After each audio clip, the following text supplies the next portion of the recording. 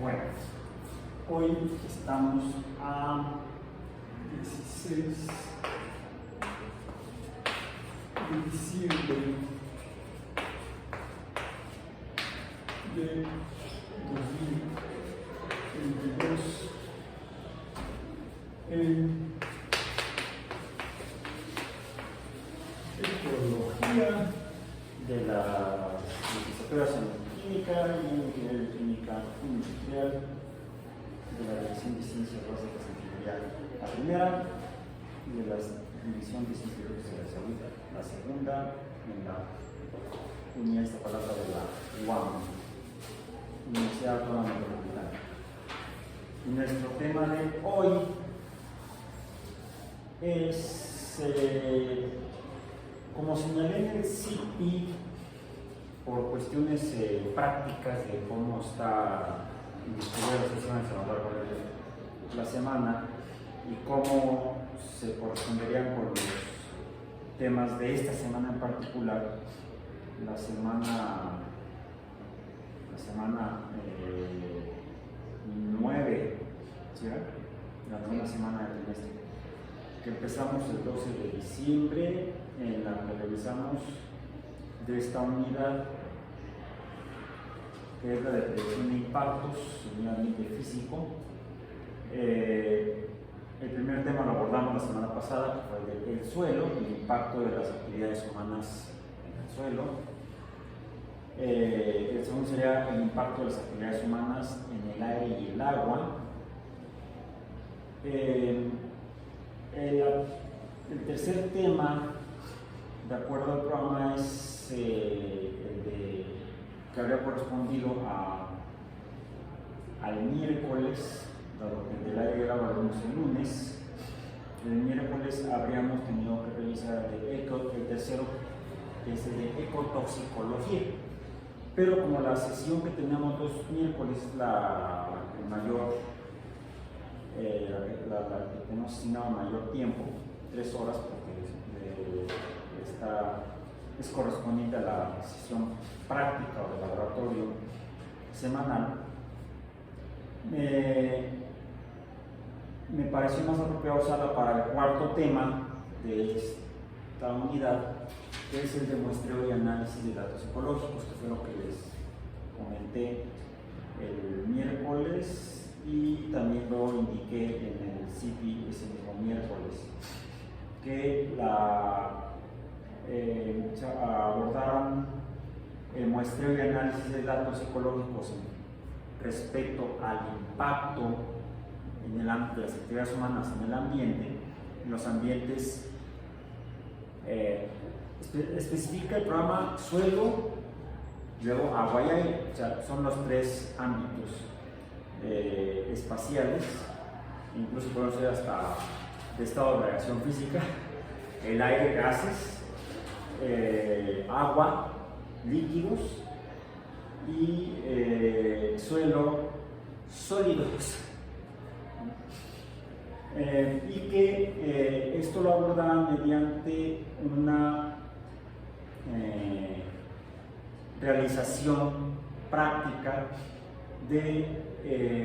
con base en lo que hemos realizado previamente y en los documentos que están referidos para este cuarto tema del muestreo y análisis de datos ecológicos. Con base en esa información, realizar a partir del miércoles y por los próximos días que nos restan del trimestre, un muestreo y análisis de datos, tanto en aire como en suelo como en agua, si es que fuera factible en agua, si es que hubiera algún tipo de cuerpo de agua relevante en las instalaciones, en los terrenos, más o menos en los terrenos de la unidad Pues en ese ámbito, y se limitan estrictamente a este ámbito espacial, dentro de los terrenos de la universidad, seleccionaran un sitio. Deberán comenzar por ubicarlo y definir su magnitud espacial, para que en ese sitio, mediante lo que se indica en los documentos del tema 4, muestreo y análisis de datos psicológicos, donde tenemos formalmente 4 documentos, un repositorio de CentroGeo, donde habla de tipos de muestreo, es un documento PDF, donde está la información. Otro documento PDF publicado en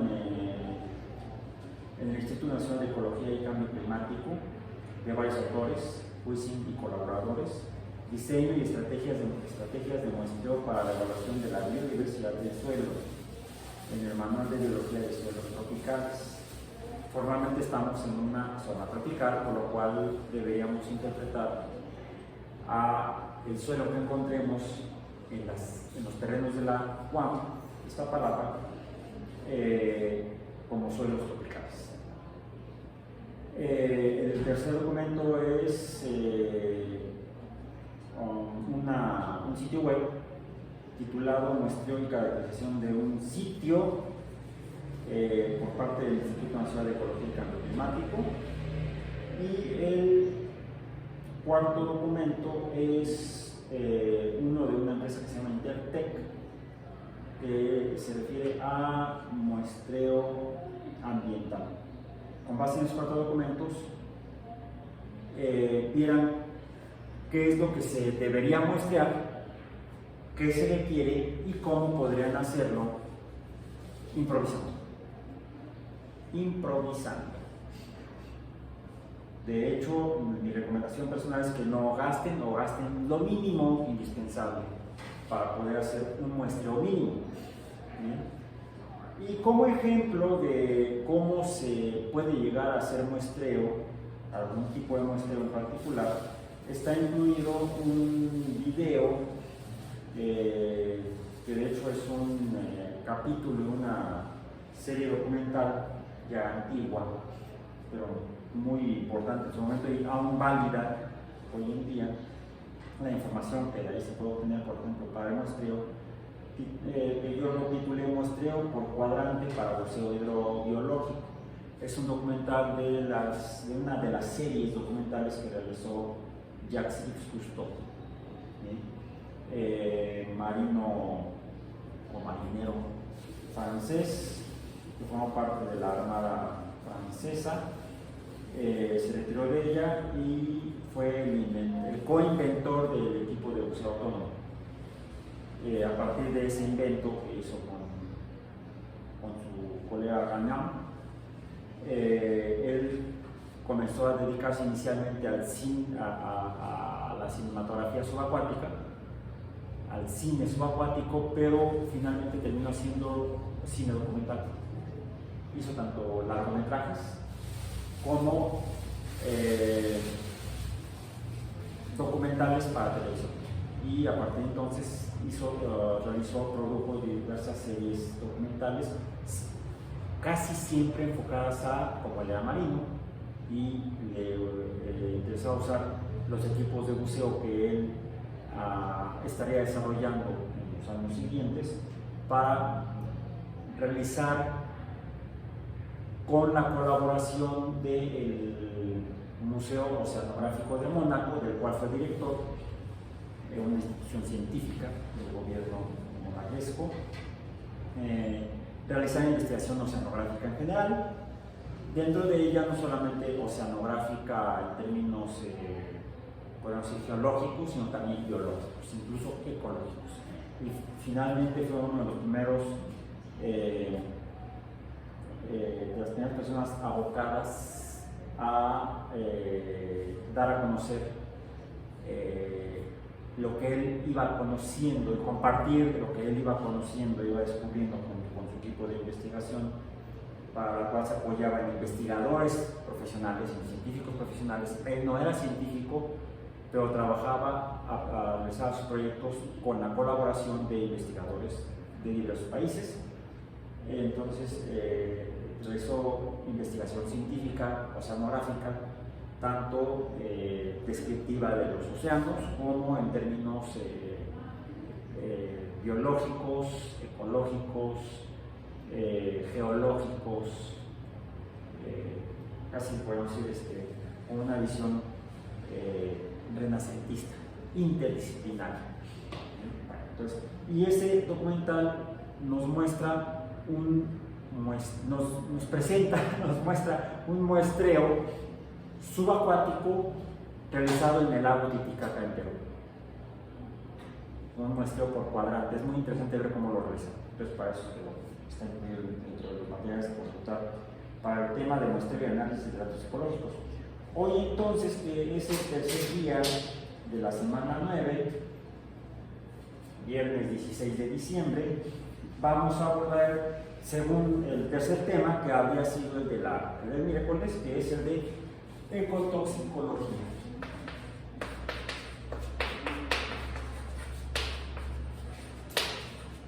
Deberíamos comenzar por tratar de entender qué carambas es eso. Eco se refiere a ecología. El prefijo eco en ese vocablo se refiere a eso está en el ámbito de la ecología. Luego, tóxico y finalmente logos. Sería entonces algún tipo de estudio. La ecotoxicología sería algún tipo de estudio. Estudio de los tóxicos.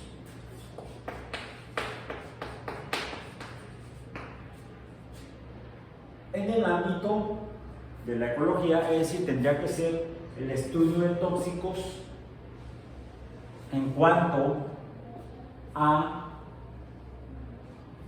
esto en ecosistemas, en el ambiente. Deberemos entonces comenzar por tratar de averiguar qué carambas es un tóxico.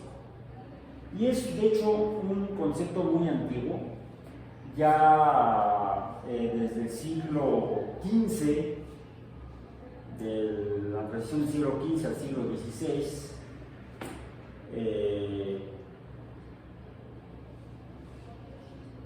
un médico de la época, uno de los fundadores de lo que vendría siendo la medicina moderna, porque tenemos antecedentes descritos formalmente, ya con una estructura formal de tipo filosófico. Lo encontramos como siempre, en la antigua Grecia.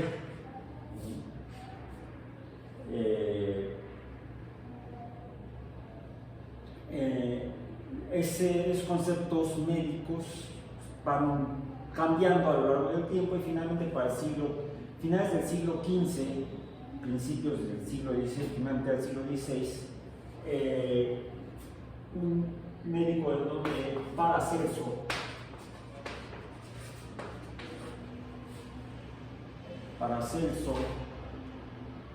ya se refiere a lo que vendrían siendo los efectos de sustancias conocidas o llamadas venenos desde la antigüedad, ya sea en cuanto a su efecto nocivo, dañino para la salud. De hecho, eso es lo que se considera cuando uno escucha la palabra veneno, algo que puede matar. Dicen por ahí, hay una frase popular que dice: poco veneno no mata.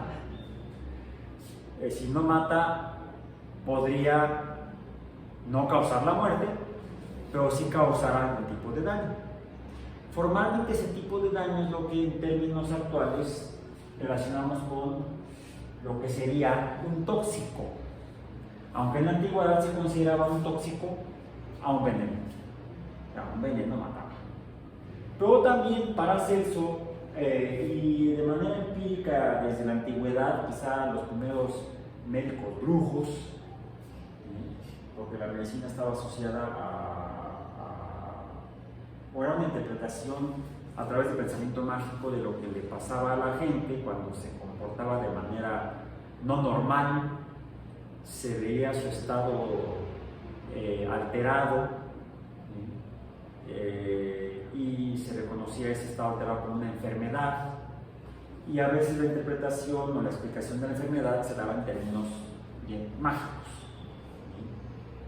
Lo poseyó yo algún demonio, le echaron mal de ojo, un mal espíritu dañó su salud, ¿sí?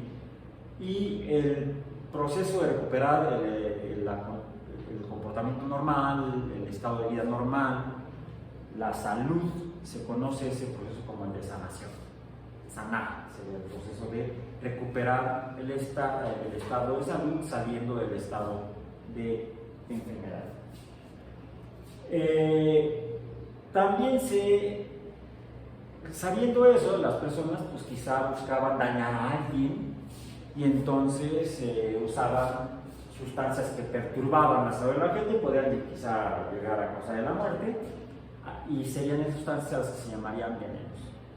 Típicamente serían entonces sustancias que la gente encontraba en la naturaleza, serían sustancias naturales o factores naturales o productos naturales, porque ya tendrían una intención de uso las personas de emplear algo que encontraban en la naturaleza para dañar a la gente.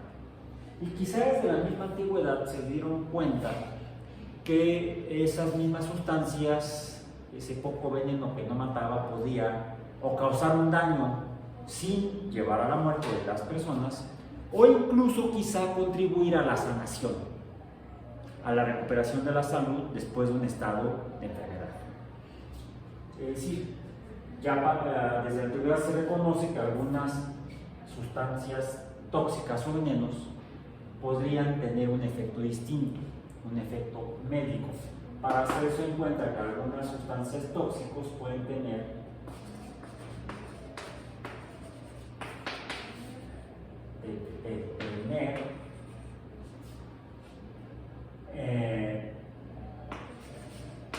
efecto curativo, o vamos a decir, sí, curativo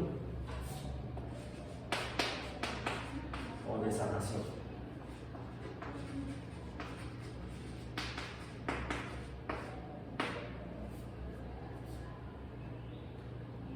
Por otro lado, también podrían llegar a causar una alteración de la salud, y entonces también pueden tener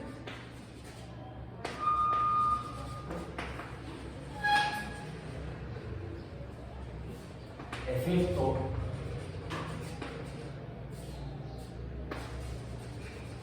dañino no letal. A este llamémosle tóxico, para distinguirlo de sanación. Podrían causar una alteración o enfermedad. Que la enfermedad sería una pérdida del estado de salud. Actualmente lo asociamos a el fenómeno o proceso de homeostasis dentro de los organismos, que es el estado de funcionamiento normal, la homeostasis. Podríamos entonces, en términos actuales, definir a la enfermedad como la pérdida de la homeostasis o la alteración de la homeostasis. Pero también pueden tener las sustancias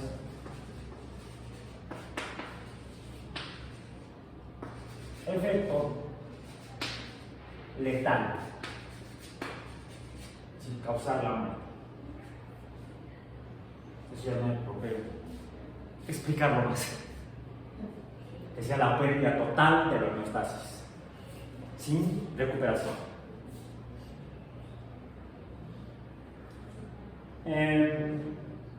Para hacer eso fue primero en definir, en encontrar que la diferencia entre estos tres tipos de efectos, el efecto curativo, el efecto tóxico y el efecto letal, todos estos están en función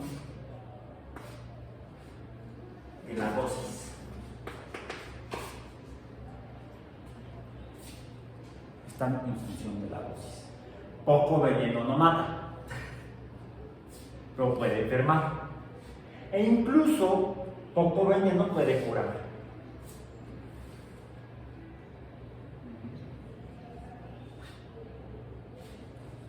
La definición de esto o el estudio de cuál de estos efectos se va a producir ese estudio es formalmente la toxicología.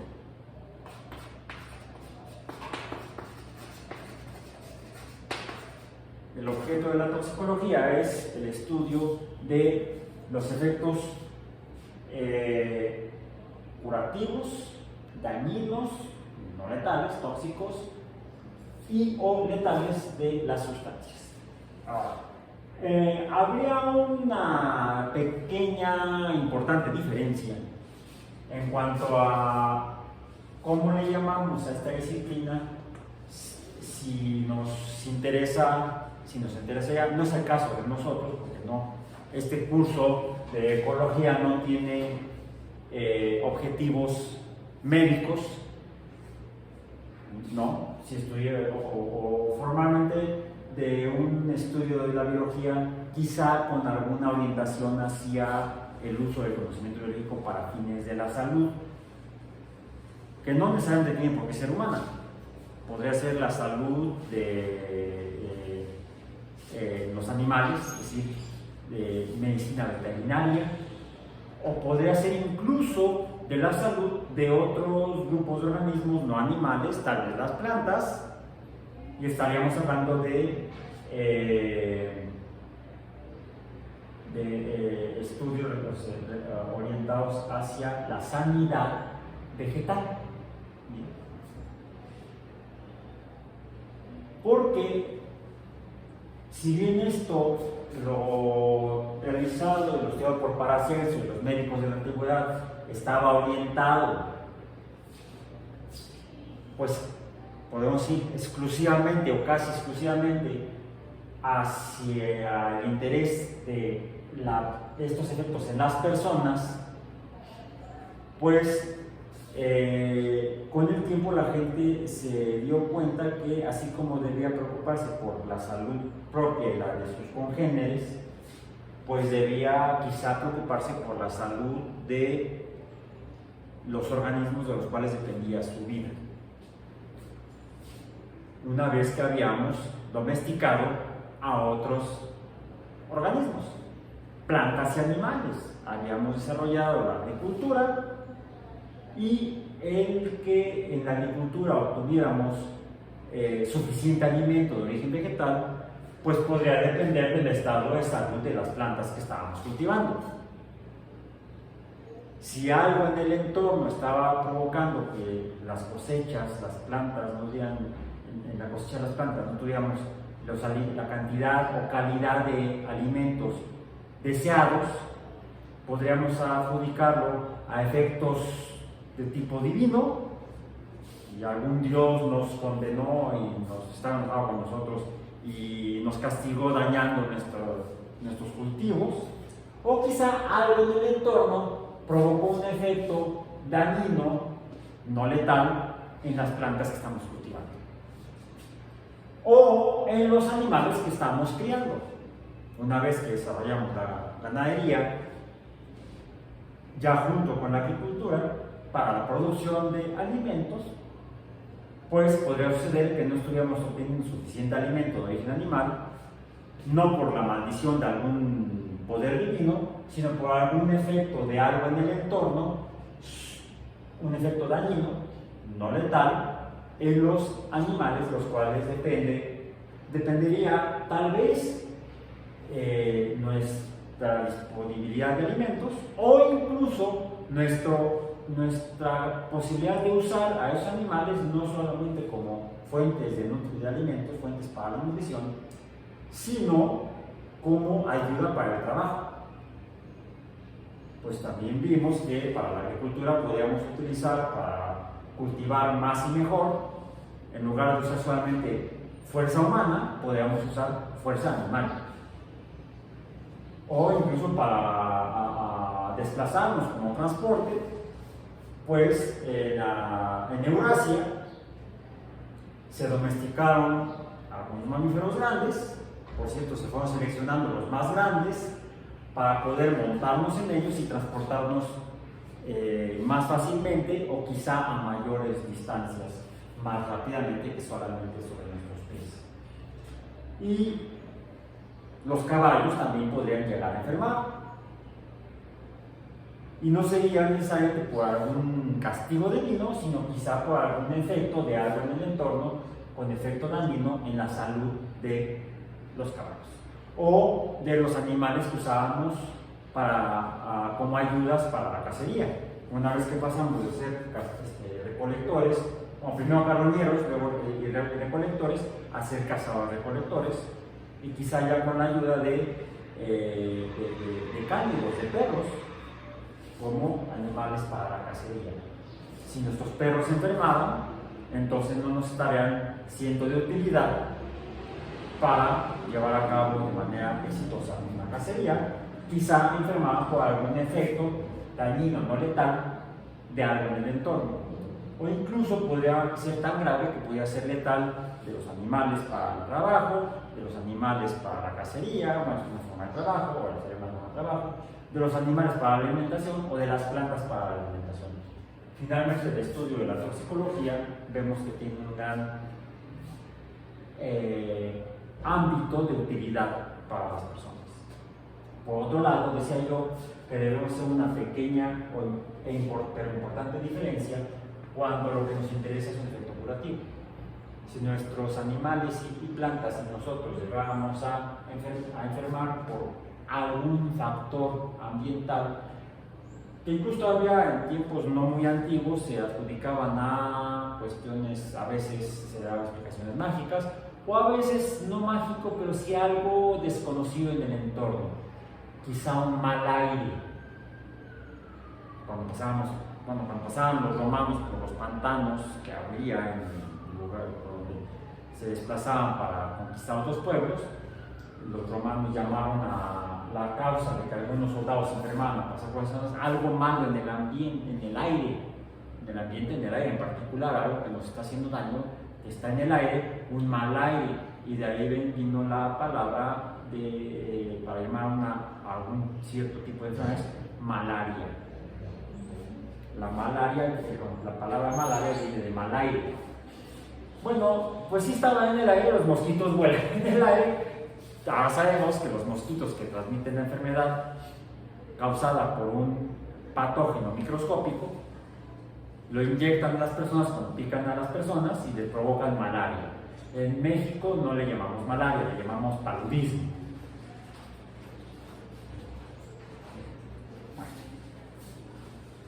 Lo que sí saben es que algunas sustancias que en un momento dado podrían matar o causar daño también podrán llegar a curar. Y es ahí donde, más que toxicología, al estudio de las sustancias buscando que pudieran tener algún efecto curativo, solamente para aclarar esta diferencia, ya no le llamamos toxicología a ese estudio de la búsqueda de sustancias para fines curativos. Le llamamos farmacología,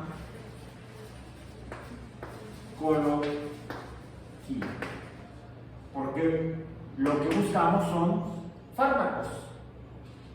Un fármaco es una sustancia que tiene un efecto, y es lo que estudia la farmacología, estudia sustancias que tengan un efecto benéfico en la salud o en la sanación. Si cuando se está enfermo, se tiene, incluso puede ser por algo que nos dañó, algo externo que nos dañó, buscamos algo que ayude a la sanación, benéfico, que puede ser a la salud en general, algo que mejore el estado de salud, o incluso a la sanación, que es la búsqueda de la recuperación de la salud por la pérdida de esta, por la pérdida o alteración de la homeostasis. Entonces, un fármaco es un algo que busca que recuperemos la homeostasis. Algo interesante es que la misma sustancia que puede tener un efecto benéfico de la sanación, también puede tener un efecto tóxico, no letal, o puede tener un efecto letal. De hecho, se puede decir que toda sustancia que de alguna manera entre en contacto con un organismo puede provocarle daño, ya sea parcial o total, y depende de la dosis. Asimismo, el efecto benéfico también depende de la dosis. Y eso nos da lugar a 3 definiciones en términos toxicológicos en general y farmacológicos en particular, que son las dosis, que son de 3 tipos. La dosis efectiva, y por efectiva nos referimos a benéfico. Le podemos llamar dosis efectiva, D subíndice E. Otra sería la dosis tóxica.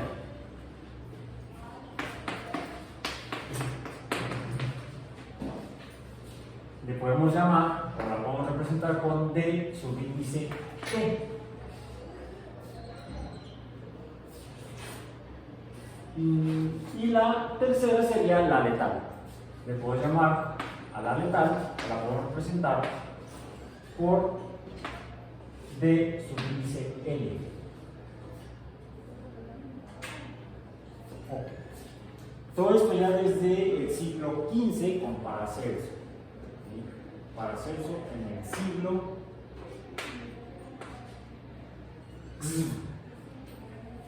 XV, del romano.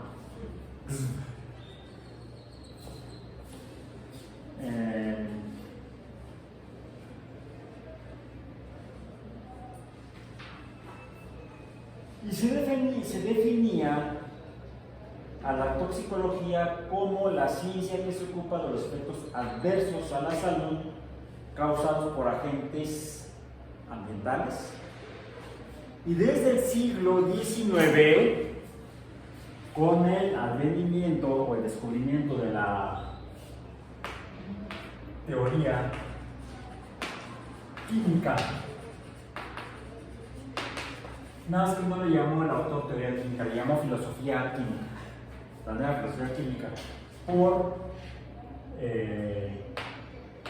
John Dalton, en 1806 creo que fue, siempre se me olvida, fue en la primera década del siglo XIX.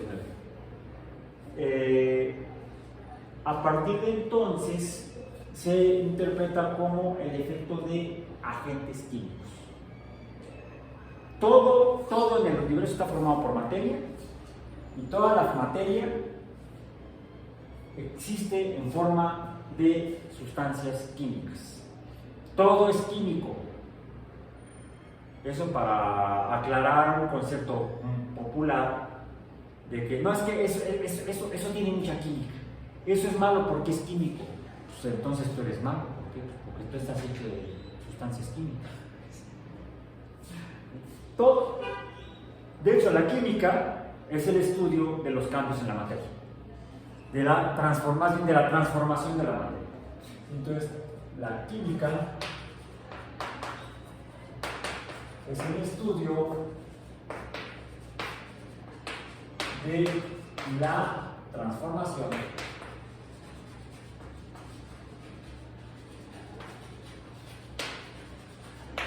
de la materia, la cual a su vez depende de fenómenos físicos, de la física, que es el estudio de la naturaleza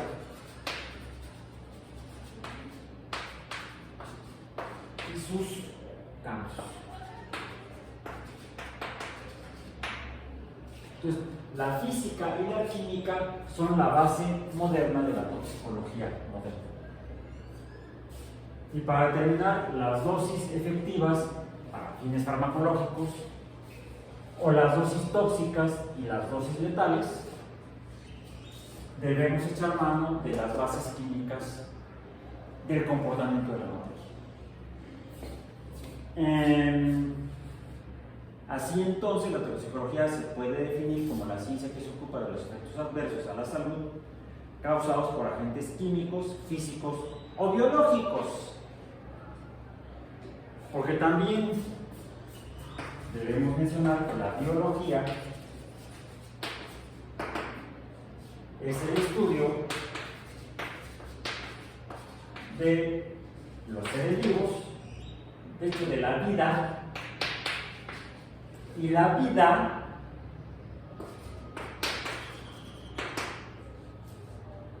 es una serie de fenómenos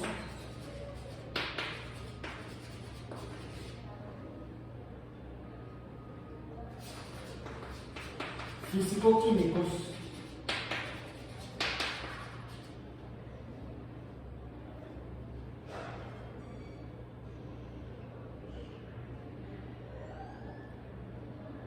que cumplen con seis propiedades. Seis propiedades. La primera.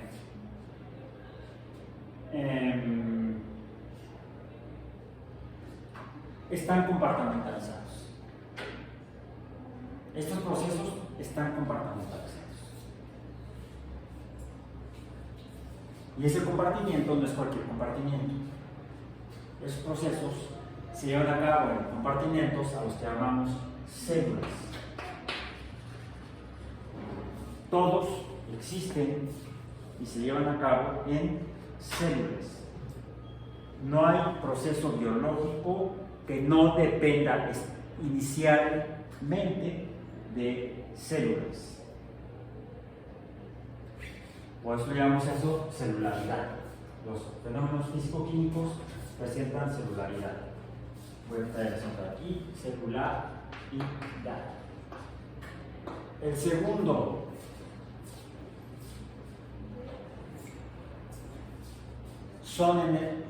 llevan a cabo cambios en energía. ¿Sí? Hay cambios energéticos. Energía entra a la célula, se transforma en la célula y sale de la célula. Y los cambios no son desorganizados, son cambios organizados en la energía. No son aleatorios,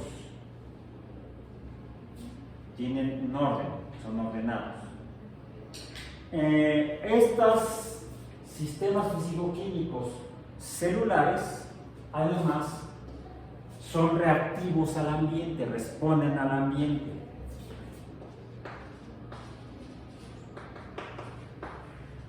Reactivos a la interacción con el ambiente. Si algo sucede en el ambiente, las células reaccionan de alguna manera definible, organizada, tampoco es aleatorio. Estos procesos físico-químicos dentro de la célula son homeostáticos, presentan homeostasis, la hemos estado hablando.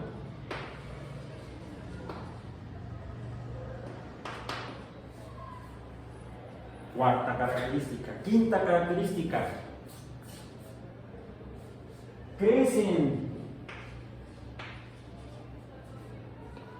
incrementan su dimensión espacial y material hasta ciertos límites físicos y químicos,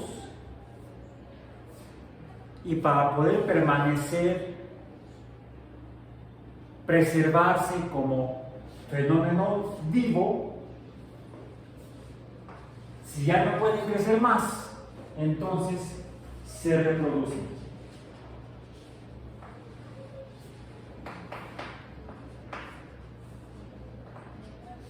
se reproducen, son reproductivos.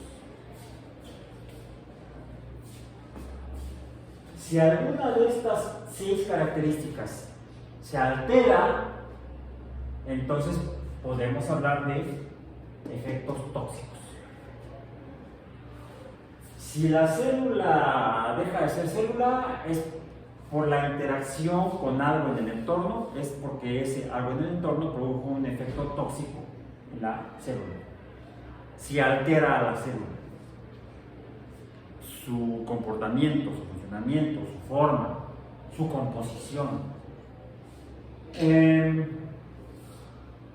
Si los procesos de transformación de energía cambian por la interacción con la célula de algo en el entorno, entonces ese algo habrá tenido un efecto tóxico en el organismo al alterar los cambios, los procesos energéticos, los procesos de transformación de energía, digamos de los homeostáticos. Si la célula o el organismo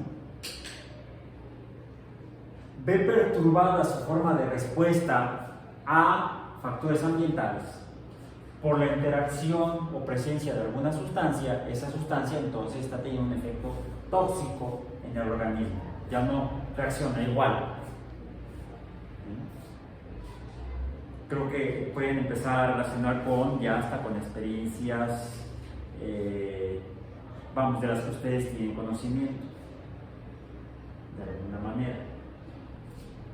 Si la homeostasis es modificada por algo en el entorno, en el ambiente, ese algo, entonces ha tenido un efecto tóxico en el organismo.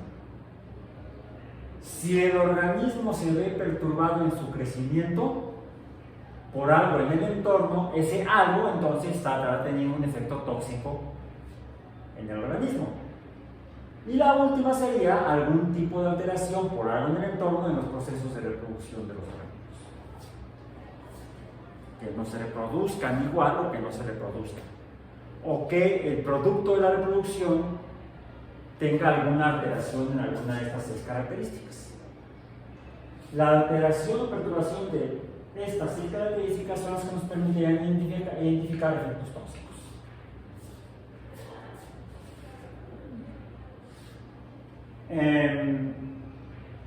Y eso es lo que veían los médicos como Paracelso en el siglo XV y XVI y en las décadas posteriores, en los siglos posteriores. Los efectos adversos pueden variar desde la muerte hasta algunas alteraciones que pueden describirse como daños a la salud o patologías.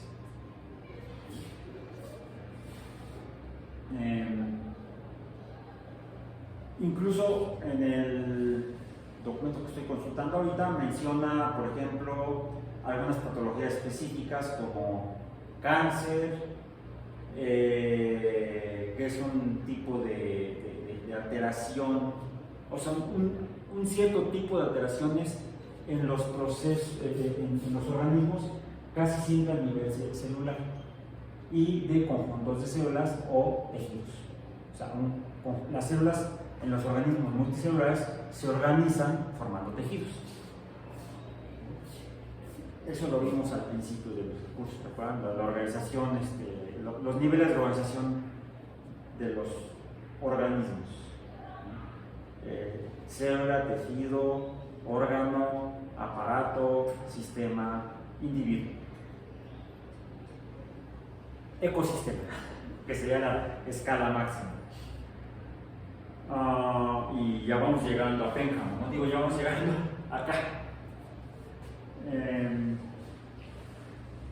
Menciona, por ejemplo, alteraciones en sistemas orgánicos, que pueden ser en cualquier sistema orgánico, el sistema digestivo, el sistema respiratorio, el sistema nervioso, o en comportamientos o conductas de los individuos, como incluso puede ser hasta, menciona aquí, alteraciones, de hecho lo menciona como disminución de la inteligencia. ¿Sí? Puede suceder. Menciona que un cambio de paradigma en la toxicología implica una transición de una ciencia en la que se buscaban esos efectos en los organismos vivos completos a estudiar este tipo de cambios, pero en las partes de los organismos, ya no en el organismo completo, sino puede ser en sistemas, aparatos, órganos, tejidos, células, e incluso ya no solamente células, sino componentes celulares. Y eso estamos llegando ya en cuanto a la escala y métodos de estudio de la toxicología, al siglo XX y luego al siglo XXI.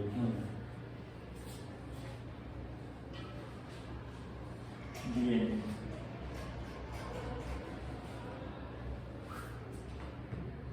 Ok, voy a cambiar de referencia.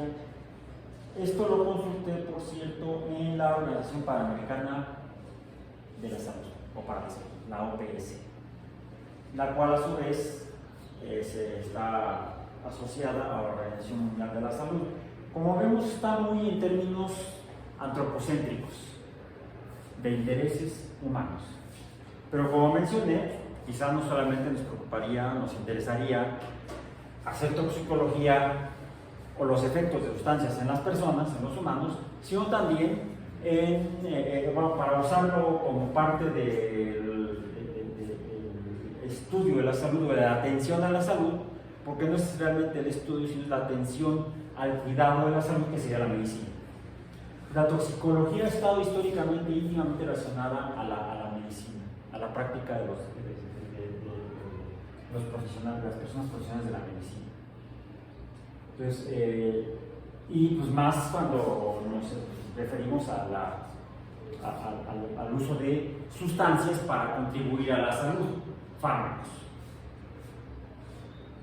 Sin embargo, todo fármaco, dependiendo de la dosis, puede tener no solamente un efecto de sanación o de mejora a la salud,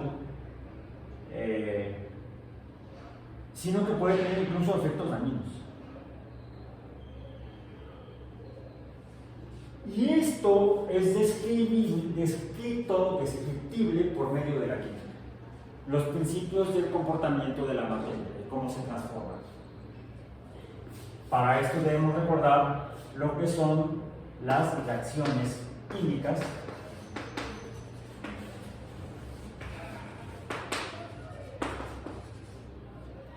y uno de los parámetros más importantes es la velocidad de estas reacciones químicas, porque del conocimiento de los factores de los cuales depende la velocidad de las reacciones químicas suele derivarse o explicarse el porqué de las diferentes tipos de dosis y sus efectos correspondientes. Entonces debemos revisar los conceptos de la cinética química.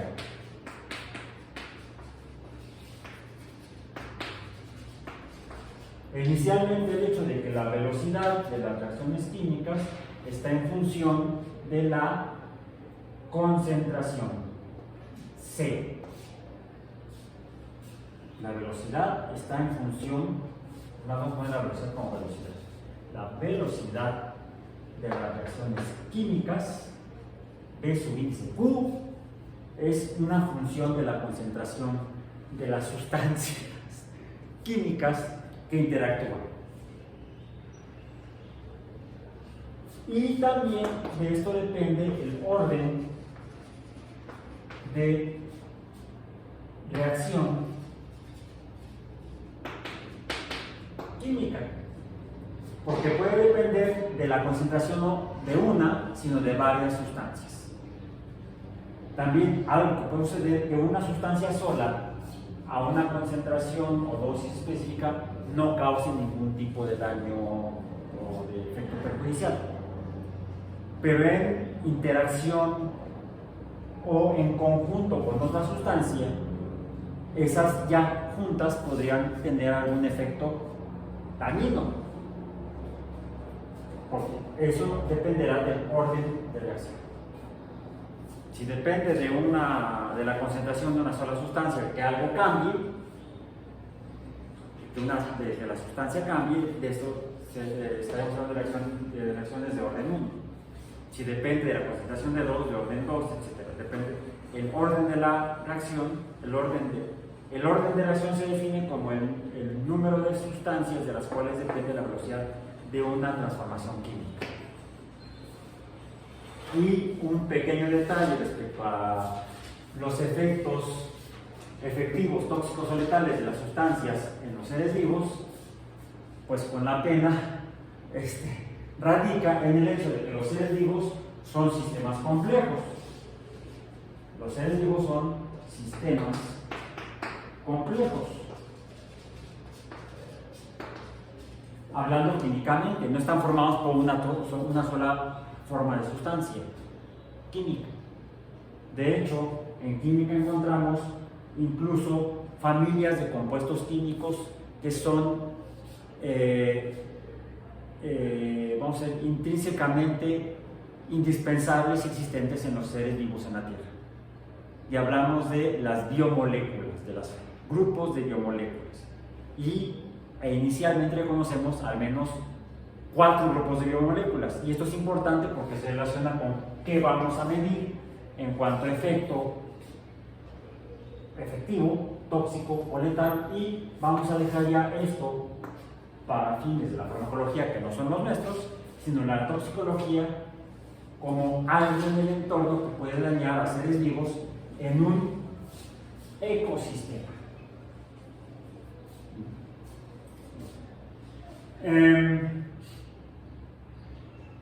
Y esas son sistemas complejos porque están conformados por al menos 4 grupos de biomoléculas. El primero, más simple, serían los azúcares o glúcidos. Los azúcares. De hecho, son la fuente inicial de energía. Ya sea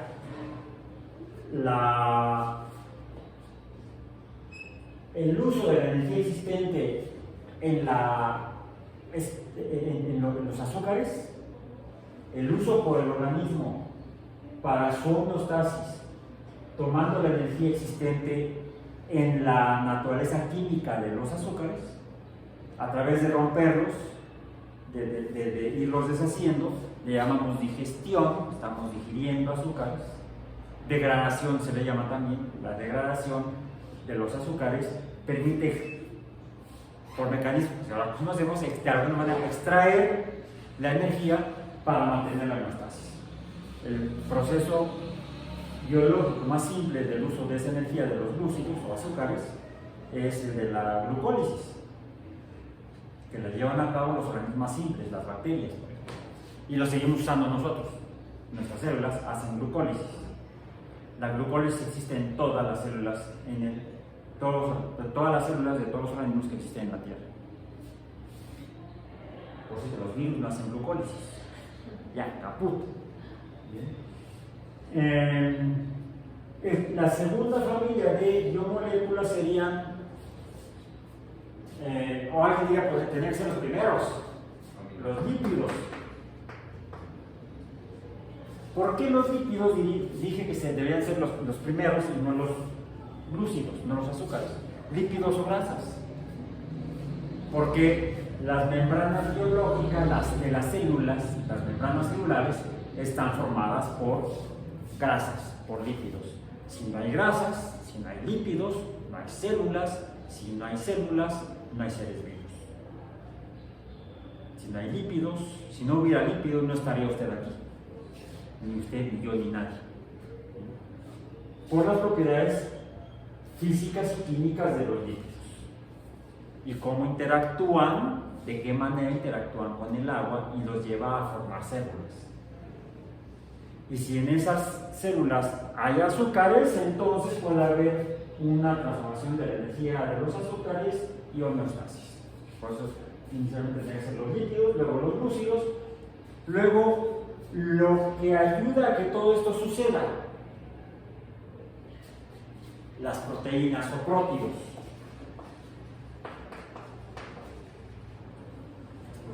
Las cosas hay un montón. De hecho, también lípidos hay bastantes. Y de hecho, una membrana celular de cualquier organismo simple está formado por varios tipos de lípidos. No es solamente un tipo de lípido que conforma a una membrana de una célula, por muy simple que sea el organismo celular. Los lípidos cumplen funciones tanto estructurales, le dan forma a la membrana, como otros procesos biológicos dentro de la homeostasis. Contribuyen a la transformación de energía, de hecho pueden extraer esa energía de los lípidos. Los azúcares o glúcidos también tienen funciones estructurales, de hecho le dan estructura a las plantas. Por ejemplo, es evidente la presencia de azúcares en las plantas, y también tienen funciones como combustibles, igual que o como fuentes de energía, como los lípidos. A cualquier cosa que sea una fuente para la transformación de energía le llamamos combustible. No porque se lleva a cabo la combustión en los seres vivos, no. La combustión es una reacción química que se caracteriza por la emisión de calor y luz. Si no hay emisión de luz, no hay combustión. Afortunadamente, no he visto a nadie que... Aunque por ahí hay muchas versiones que dicen que entró en combustión espontánea. Más bien, estaba fumando en la cama. Después no fumo en ningún lado. Bueno, fumo y inhalo productos de la combustión interna de los motores, aunque no quiera. Y a veces voy por la calle y me llega el tufo del cigarro de alguna persona que pasó por ahí. Me choca, porque además me daña. También al otro, pero pues no se da cuenta, o si se da cuenta, ya no digo nada. Sigamos a lo nuestro. Son tóxicos. Esas cosas no tienen efectos benéficos a la salud. Solamente tienen efectos tóxicos y letales. Tienen efectos dañinos. Se cierra paréntesis cultural. Ya está, Bien. Entonces los azúcares pueden tener funciones estructurales, funciones energéticas,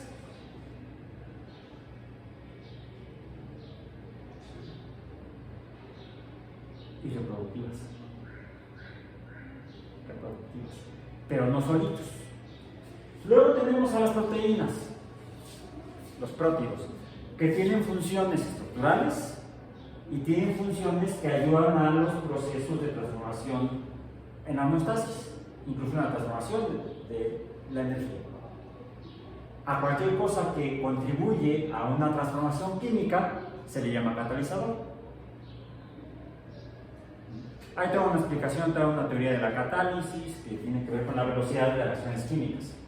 Los catalizadores modifican la velocidad de las reacciones químicas por ciertos mecanismos que ustedes estudian en sus cursos de química. Bien, incluso de química también. Y hay un cuarto tipo de grupo de biomoléculas, que son los ácidos nucleicos, que son interesantes porque a su vez están formados por tres componentes químicos, o tres tipos de componentes químicos. Uno es muy específico y es único: grupos fosfato, aniones fosfato, que se unen a una de dos azúcares pentosas, una que se llama ribosa y otra que es una ribosa a la que le falta un oxígeno, por eso se le llama desoxirribosa. Y a través de la ribosa el fosfato se une a un compuesto químico orgánico, por supuesto. Las biomoléculas todas son moléculas orgánicas, están formadas por carbono, la estructura básica es de carbono. Digamos que se cuela el fósforo que se une al azúcar que está formada por carbono y oxígeno. Los azúcares son carbohidratos, suena parecido pero es diferente, carbohidratos o hidratos de carbono, que están formados por carbono, hidrógeno y oxígeno. Las proteínas, además de carbono, hidrógeno y oxígeno, tienen otro elemento químico que es el nitrógeno, que le da una característica a las proteínas de comportarse como ácidos y como bases. Tiene un grupo ácido, tienen grupos ácidos, que son grupos carboxilo, y tienen grupos básicos, que son grupos amino, o derivados de amino, grupos nitrogenados.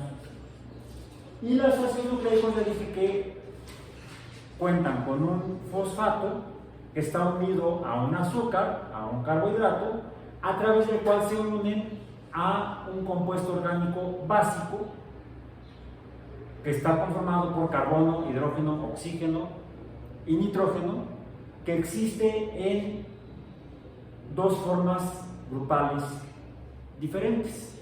Son cíclicos, igual que la ribosa es una azúcar cíclica de 5 carbonos, es una pentosa, está formada por 5 carbonos, mientras que la estructura orgánica que forma los ácidos nucleicos, o las estructuras orgánicas que forman los ácidos nucleicos adicionales al azúcar, ribosa o desoxirribosa, pueden ser dos tipos de bases orgánicas nitrogenadas cíclicas.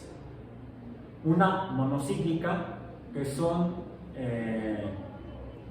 las pirimídicas, derivadas de la pirimidina, que es una molécula orgánica nitrogenada hexagonal, un anillo de 6 átomos, formado por 6 átomos, carbonos y nitrógeno, o bicíclica, no porque sea bicicleta, sino que está formada por 2 anillos unidos entre sí, uno hexagonal y otro pentagonal, que son las purinas.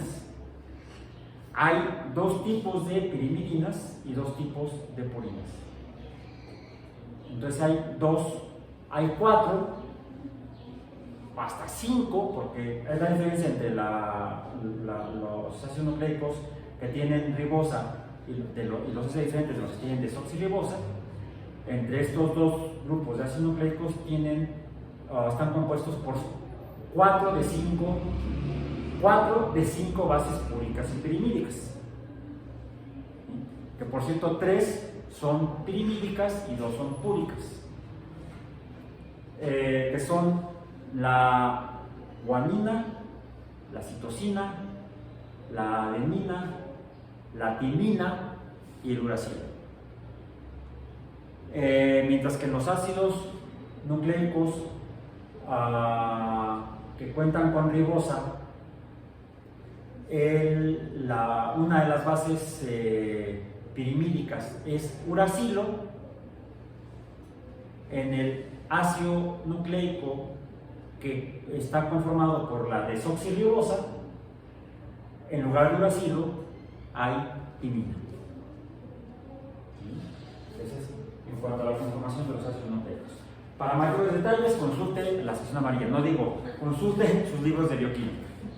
Bien, bueno, entonces, y es actualmente en el estudio de la alteración de estas biomoléculas y o su comportamientos donde se enfoca y se define el tipo de daño que puede tener una sustancia en función de la concentración. Diferentes concentraciones de sustancias pueden alterar a azúcares, lípidos, prótidos y ácidos nucleicos, tanto en su estructura como en su funcionamiento. Y es la forma en la que hoy en día se hacen los estudios toxicológicos. Porque de manera tradicional se hacían viendo si había alteraciones en el comportamiento inicialmente de algún organismo. Ya mencionamos que una definición de la toxicología tenía que ver con el efecto por ejemplo, en el sistema nervioso. Y una alteración en el sistema nervioso puede provocar un cambio en el comportamiento del organismo estudiado. Sí, se estudiaba en personas, pero también se estudia en modelos animales. El efecto de sustancias en algunos animales en laboratorio. Lo que implica los estudios toxicológicos, como debemos estudiar los efectos en los seres vivos, en los humanos, o en los de interés humano, inicialmente, en la medicina veterinaria, o en los estudios para la sanidad de las plantas, la sanidad vegetal, pues tenemos que probar cuáles son las dosis que pueden provocar. Recordemos, nos vamos a enfocar a esta parte de aquí, hacia abajo, en los efectos tóxicos y letales, que formalmente ya son los objetivos de la toxicología, ya no los benéficos o efectivos, que son los objetivos de estudio de la farmacología.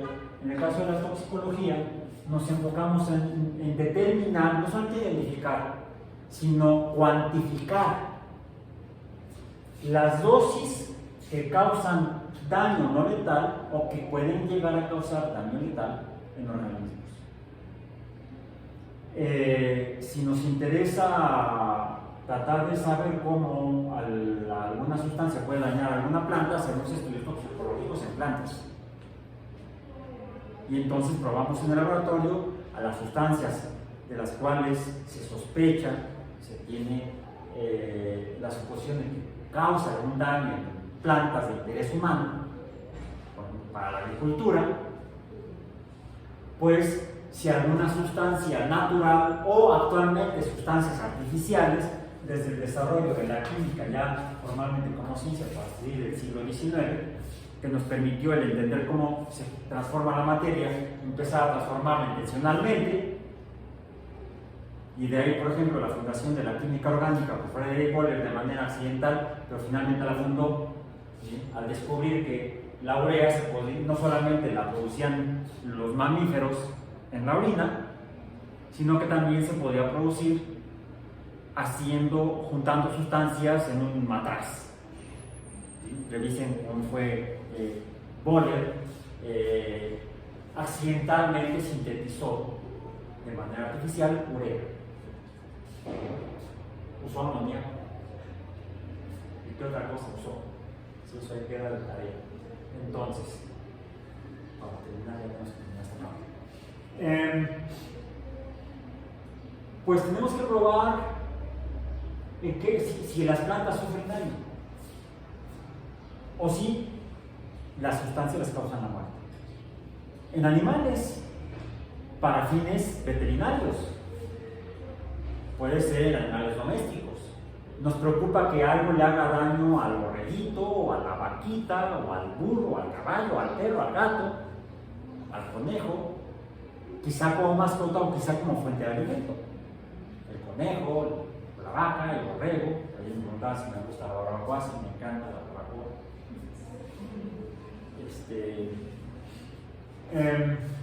Entonces, se hacen estudios de sustancias que pudieran causar alteraciones inicialmente en el comportamiento o incluso a nivel de cualquiera de los niveles de organización de los organismos, pero actualmente nos enfocamos en daños en biomoléculas, ya sea directamente en las biomoléculas o en los procesos de las metabólicos de las biomoléculas. Entonces, los estudios toxicológicos han pasado de hacerse a nivel macroscópico en los individuos experimentales a hacerlo en ensayos a nivel de órganos o de tejidos o de células o de reacciones metabólicas específicas. Todo esto implica entonces el uso de el estudio directamente sobre seres vivos. Y por lo tanto debemos tener consideraciones de tipo ético, ¿sí? Debemos hacer consideraciones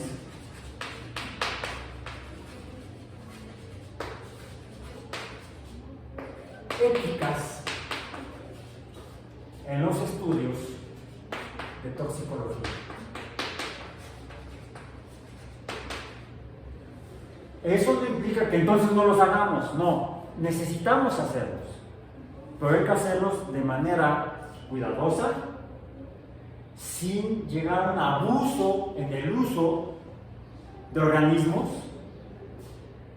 y teniendo el mayor respeto humanitario hacia el sistema experimental que estemos usando, así sea una planta, no solamente en animales. Una forma de minimizar el efecto de los estudios, el efecto dañino de los estudios en organismos experimentales es enfocarlo hacia tejidos, células o reacciones metabólicas específicas. Aún así, esos tejidos y células pueden proceder quizá necesariamente de inicio de algún organismo, al cual deberemos procurar hacerle el menor daño posible en el estudio. Y a esto le llamamos, y lo puedo poner en mayúsculas y subrayar, bioética.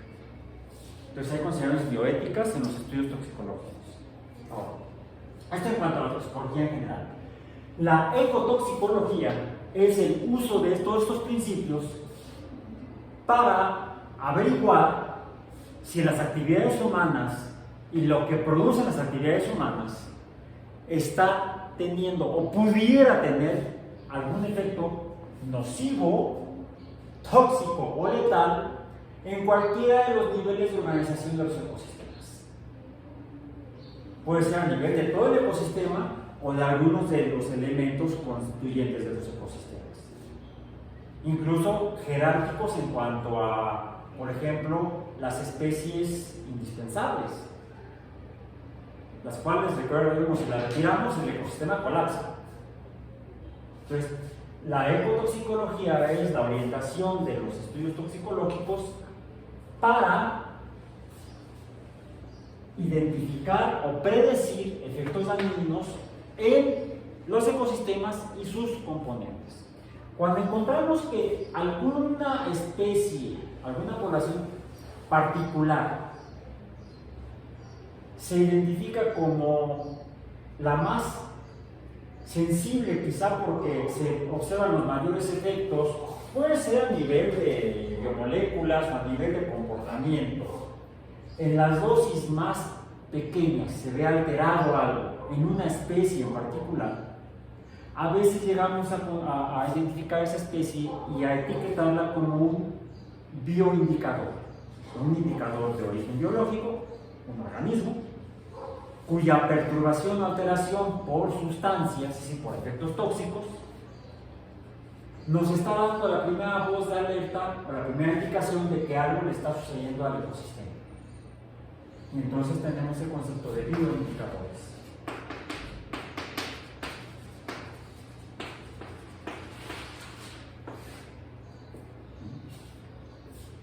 Son como, se usa mucho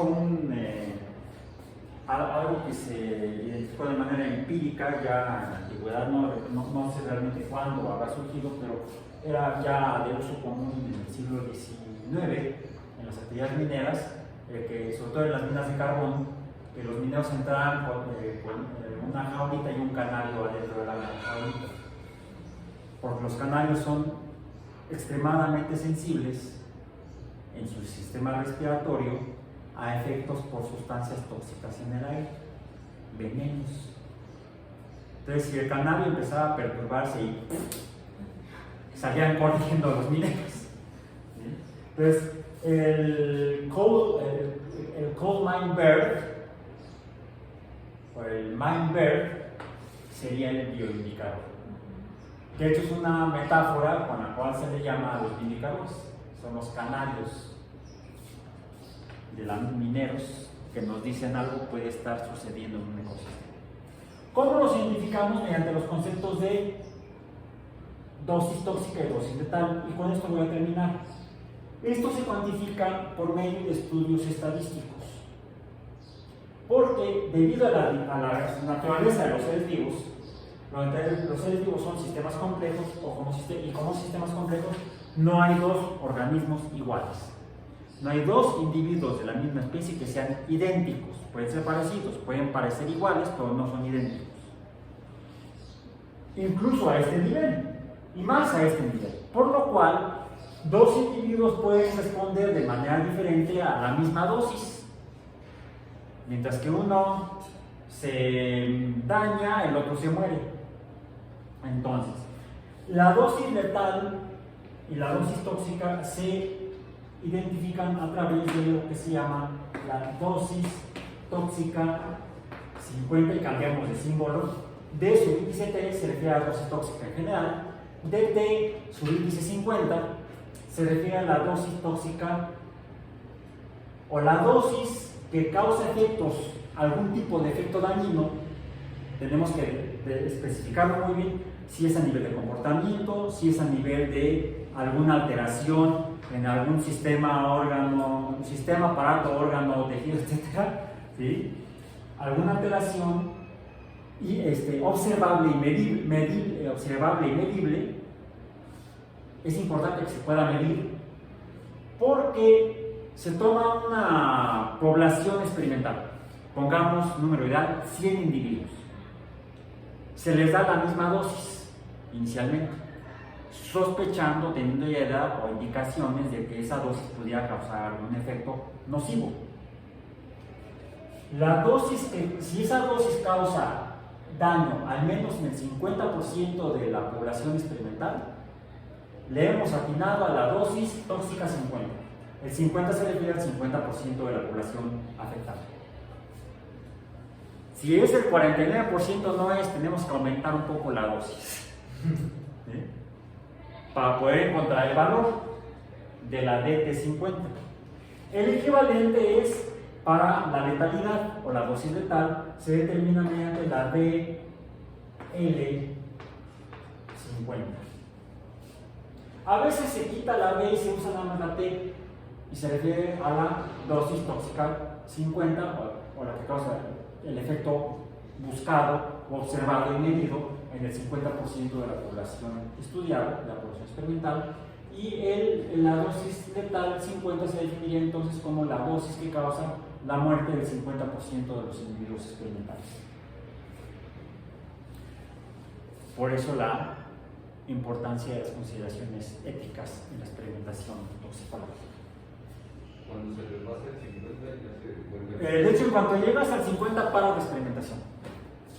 Si de entrada tu dosis supuesta mata 100%, ¿sabes qué? Se te pasó la mano. Tienes que llegar a esto. Tienes que hacer nuevos ensayos con poblaciones con dosis menores. Hasta llegar a la definición a la identificación de la dosis letal 50. Este es el valor que se reporta para indicar la toxicidad y o la letalidad de diferentes sustancias.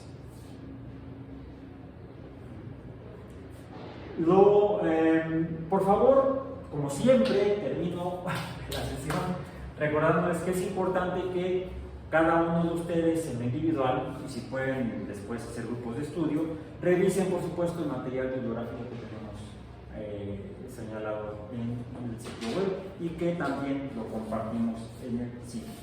Por hoy entonces con esto terminamos y nos vemos ya la próxima semana 10 del trimestre, la última de este año 2022. Así que terminamos el trimestre 22 en el 23, ya en enero, donde nos veríamos el 9 de enero en la sesión 31, semana 11, para ver el tema de la población global, alimento y el medio ambiente. No, mentira, no es la próxima semana, no todavía. Ahí ya me quiero ir de vacaciones, no. Semana 10, no semana 11. Nos vemos el 19 de diciembre, el lunes 19 de diciembre, sesión 28, para ver la última unidad del curso. La unidad 7, estudio de casos. El primer tema, que veremos el lunes, la integridad ecológica y parques nacionales. Es importante entonces que traigan al menos sus notas con las que han estado elaborando sus evaluaciones parciales. porque vamos a trabajar sobre ellos el lunes. Tengan un buen fin de semana, nos vemos el lunes. Gracias, doctor.